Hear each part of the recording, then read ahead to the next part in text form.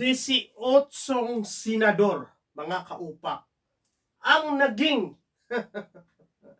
alam mga kaupak, dito kasi sa YouTube, kailangan marunong ka gumalang o kaya sumunod ka sa community guidelines, no? Naku, kung hindi lang, sinasabi ko sa inyo, 18 or 18 senator na kung saan ibinalik nila ang impeachment or pumabor sila na ibalik ang impeachment doon sa Kamara against naman doon sa 5 na kung saan sila yung mas gusto nila ay umpisahan na ang paglilitis kay Vice President Sara Duterte. Alam nyo mga kaupak, sa ginawa ng 18 senador, kung babasahin mo ang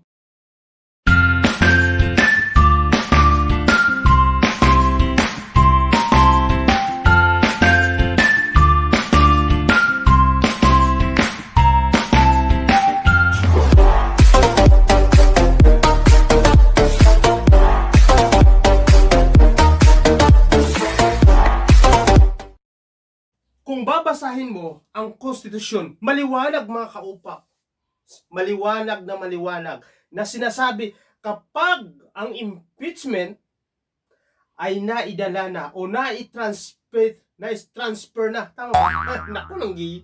Kumbaga, ito ay naidala na sa Senado mula sa mababang kapulungan. Ang Senado ay magko-convene bilang impeachment court. Diba? At sila ay manunumpa bilang mga senator judge or sa madaling salita sila yung hahatol kung ang impeachment ba na iyan ibinigay ng Kongreso. Naku, naglalag ako. Ibinigay ng Kongreso kung ito ba ay may basihan. Ngayon mga kaupak, ang ginawa nila baliktad. Kumbaga, doon sa konstitusyon mga kaupak, ang sinasabi, mag-proceed at saka mag-convene bilang impeachment court at manumpa bilang senator judge. Aba, mali ang ginawa nila. Ang ginawa ni Bato, nag-privilege speech. Mga kaupak, gusto niya ipa-dismiss ang impeachment laban kay Sara Duterte. Pero mga kaupak, alam nyo ba, wala sa poder si Bato dahil tinatalakay ang impeachment kapag ito ay nakakonvent. So, ang sinasabi niya, i-dismiss. Alam mo, hindi ko alam kung ako ba'y nalilito, mali ba ang paniniwala ko, pero mga kaupak, maliwanag sa batas. Na kailangan ang Senado mag-convent.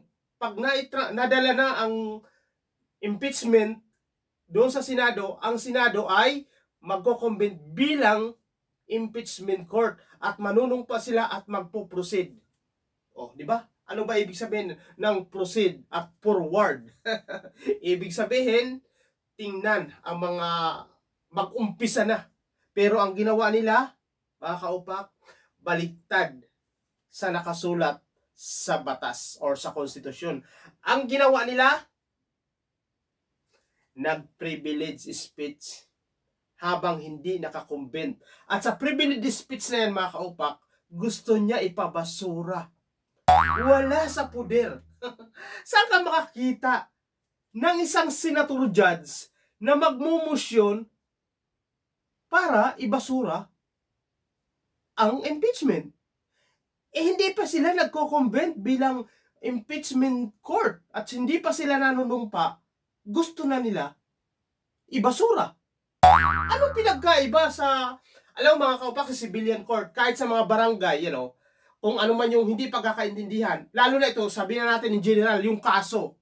Ang kaso, hindi mo pwede i-dismiss nang hindi upa nakikita kung ano yung ibinibintang doon sa tao na inaakusahan.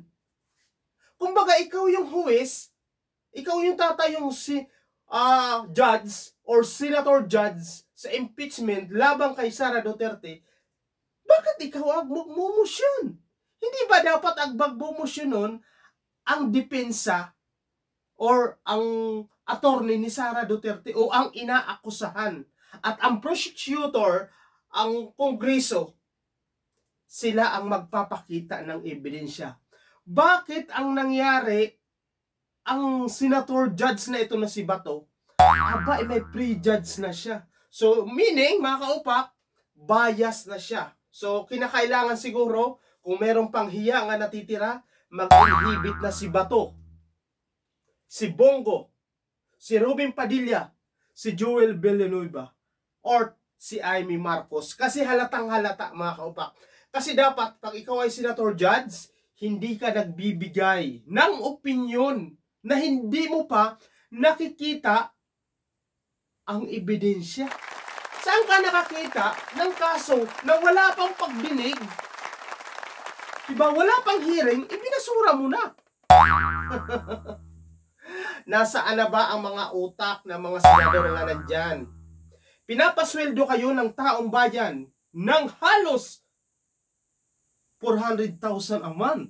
Wow! Sa ordinaryong tao, mga kaupak, ang 400,000 a month, halos 2 taon na sweldo nila yan. Pero sa mga senador, 1 buwan lang sweldo. Ano ang nangyari sa mga senador natin na pinapasweldo na hindi alam ang ginagawa? Bakit ito pinayagan ng mga attorney na senador tulad nila Chis Escudero, Alan Peter Cayetano, at iba pa? Si alam ko, lawyer din yan si Pia Cayetano.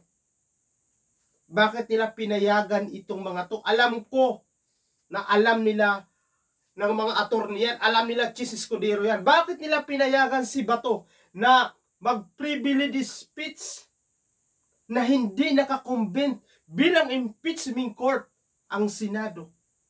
Diba? Ginawa ninyo ng sarswela. Saan ka makakakita ng kaso na ibabasura,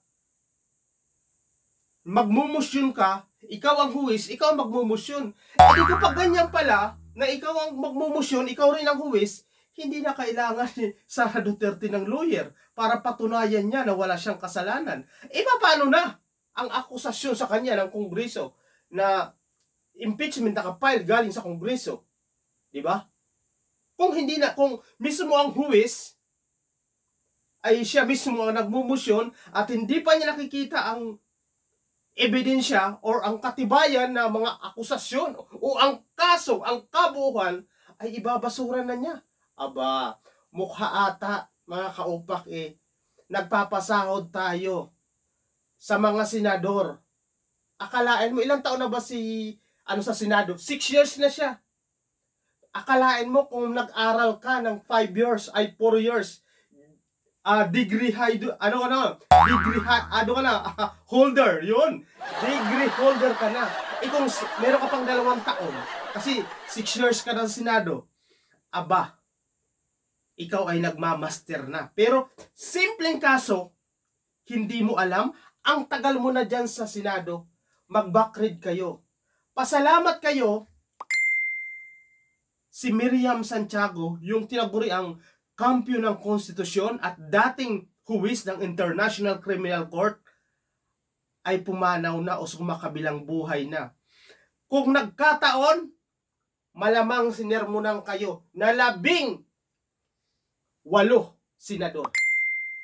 Ang tatagal na ninyo dyan, hindi nyo alam ang ginagawa nyo or alam nyo, pero pinapaboran nyo ang pansarili nyong interes. Alam mo kapag sa panunumpa pa lang, may nilabag na kayo ng batas eh. Sa panunumpa nyo, ano ang sinasabi sa panunumpa? Manunumpa kayo, ikaw ay itataguyod mo at ipagtatanggol ang Pilipinas. Ano pa ba yung sinasabi sa panunumpa? Kung baka susunod ka sa batas ng Pilipinas. Pero ang ginawa ninyo, hindi kayo sumunod sa batas. Ang sinunod nyo, ang mga Duterte. Di ba? Kasi maliwanag mga kaupak.